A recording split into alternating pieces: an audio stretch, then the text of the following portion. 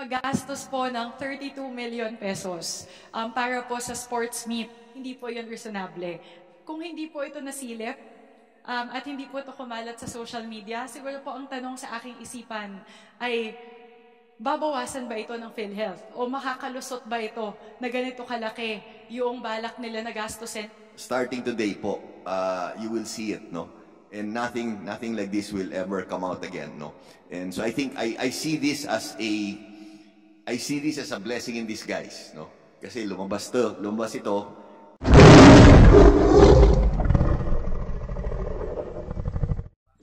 Thank you, Dr. Albert Domingo.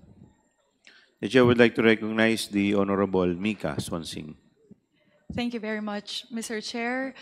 Mr. Chair, a little bit tangential to the topic po is one thing, since our PhilHealth family is here, I would like to take this opportunity to ask their side or give them the opportunity to clear up some of the news that have been circulating in the media. Yung line item po para sa sports meet, yung una pong binabalak po na gastusin ay 32.7 million pesos, Mr. Chair. Kaya ito po siguro yung sports meet, siguro po para tong sports fest, para po sa mga empleyado ng PhilHealth. Tama po ba, Mr. Chair? Yes, Mr. Lim Siako. Maraming salamat, Mr. Chair, Honorable Swansing. Tama po, the proposal is intended for the employees of PhilHealth for this sports met, Honorable Swansing, Mr. Chair. So, Mr. Chair, yun lang po. Ang paggastos po ng 32 million pesos para po sa sports meet, para lang po sa celebration ng 30th anniversary celebration, ay uulitin ko po, hindi po yun reasonable. Lalo na po na marami po pong mga kailangan na bayaran ng mga ospital, marami po pong mga bayaran ng mga kailangan na bayaran ng mga doktor. Kaya po, siguro po, Mr. Chair, yun lang po. Ngayon po na slinash down po mula po sa original na 137.8 million, papunta po sa 48.5 million.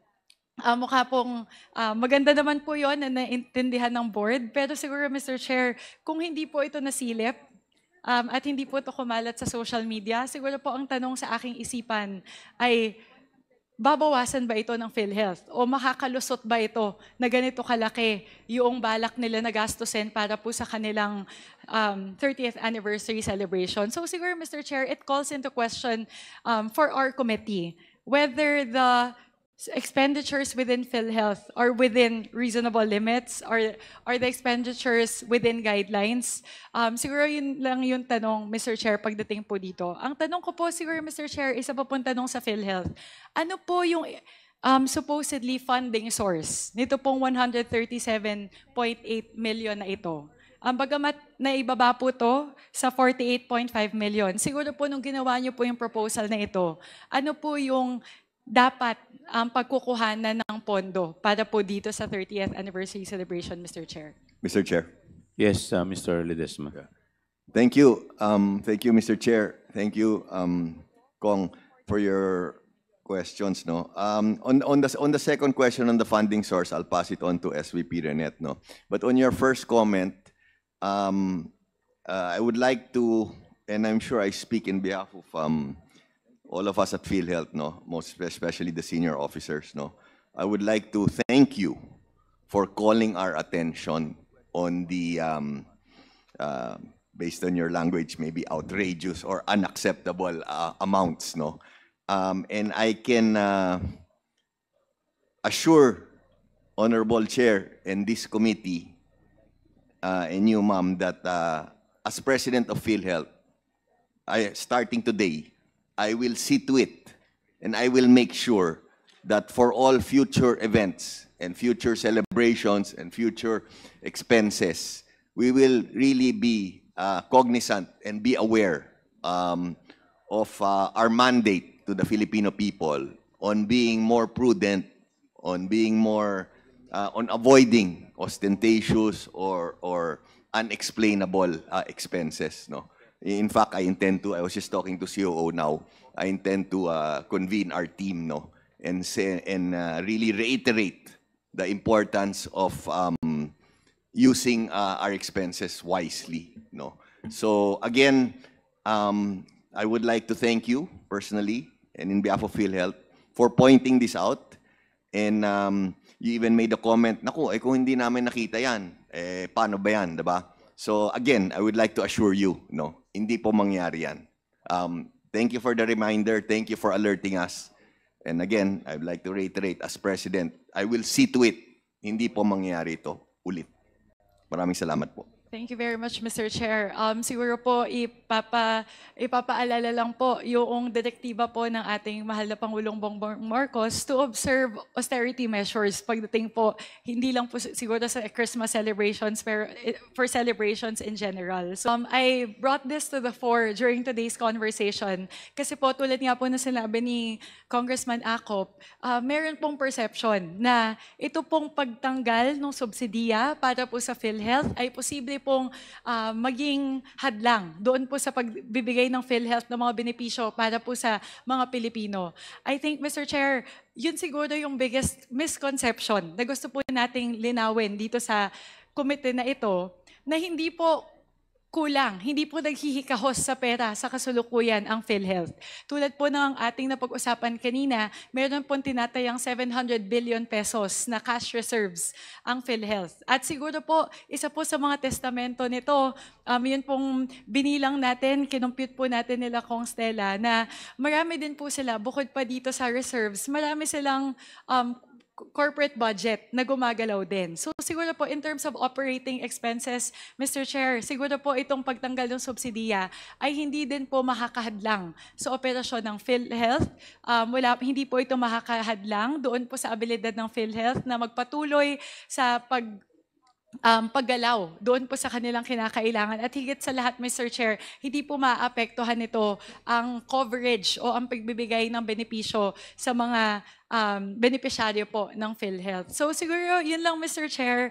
I want to use this as a case in point just to show na hindi po cash trap, hindi po kulang sa pera ang PhilHealth. Dahil kung meron po sila na propose noong una na 137.8 million pesos na kaya nilang ilabas para po sa kanilang 30th anniversary celebration, meron po silang panghuhugutan para po sa kanilang mga pangangailangan, para po sa kanilang operasyon. Sir, Mr. Chair, the reason why I wanted to highlight this number as well is gusto ko po siyang ma-translate kung ilang libong tao na sana yung makakabenepisyo dito po sa pera na ito. Gamitin po natin na basehan yung 137.8 million na yon. Pwede na po sanang makapagbigay ng benepisyo sa 46,000 na mga indirect beneficiaries nila or indirect premium beneficiaries nila. O di kaya kung yung senior citizens po na tumatanggap ng 5,000 pesos na premium, katumbas po nun ay higit 27,500 na mga senior citizens na makakatanggap ng premium. Siguro that's the scale and the magnitude we're looking at, Mr. Chair. So yun lang po, paulit-ulit po natin yun, Mr. Chair, na sinabi sa kahabaan po ng 6 na oras na pagdinig po natin ngayong araw na uulitin po natin ang pagtanggal po ng subsidiya sa PhilHealth ay hindi po makakaapekto sa abilidad ng PhilHealth na magbigay ng mga benepisyo sa atin pong mga pasyente. Hindi po nito maapektuhan ang abilidad ng mga pasyente na nasa mga ospital na makakuha po ng kanilang mga PhilHealth benefits. Kaya yun lang po, Mr. Chair. Maraming salamat po. Mr. Chair. Thank you, Mr. Ledesma. You recognize. Thank you, Mr. Chair. And again, again, maraming salamat, ma'am, for bringing that up, no. I cannot overemphasize and just reiterate that starting today po, you will see it, no. The way the money of the corporation, no, the way it will be used, we will be very austere. We will really be very simple, no. And nothing like this will ever come out again, no. And so I think I see this as a blessing in disguise, no? Kasi lumabas ito, and in fact, I already spoke to COO, no? We will see to it, no, from here on in, that we have to be careful, no? We have to be cognizant. We have to know for a fact that people will see paano ginagastosan ng PhilHealth yung pera. So kailangan maingat po kami. And like I said, as President and as Vice Chairman of the Board, I will personally see to it. Nothing will come close to this happening again po. Maraming salamat po. Thank you, Mr. Chair. And Mr. Chair, if I may respond very quickly lang po. Yes, please. I hope, Mr. Chair, that thank you, President Mandy, for that assurance. Pero sana po, apart from looking at ways to implement austerity measures in these sorts of expenditures, uulitin ko lang po yung isa din sa mga kahilingan ng aking mga kasamahan dito po sa Kongreso, na sana po pag-aralan po ng PhilHealth kung papaano po mas mabuti na magamit yung pong yung fund reserves po na meron ng PhilHealth para po mapataas yung coverage. Ibig sabihin po, mapataas yung halaga na pwede po nating ma-cover o mabigay bilang benepisyo sa ating pong mga pasyente, sa mga pinaka-nangangailangan. At mapag-aralan po natin yung papaano po natin ma-expand yung coverage in terms of the types of diseases po. Kung ano pa yung mga pwedeng saklawin na mga sakit. At Mr. Chair, kung pwede rin sanang pag-aralan din ng PhilHealth, tatlo po kasi yung napag-usapan, taasan po yung halaga ng benepisyo, mas lapadan po yung coverage ng mga sakit.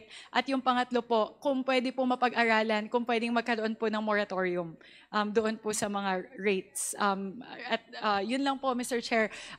Dahil po sa kahabaan po ng ating hearing, yun lang naman po yung paulit-ulit po naming hinihiling sa PhilHealth, na dahil po alam na natin ngayon na meron po tayong 700 billion pesos na excess funds sa bahagi po ng PhilHealth, papaano natin ngayon magagamit ng tama at papaano po natin magagamit ito para matulungan po yung mga may sakit po natin ng mga pasyente. Maraming salamat po, Mr. Chair, at maraming salamat po sa ating po mga panauhin galing sa PhilHealth.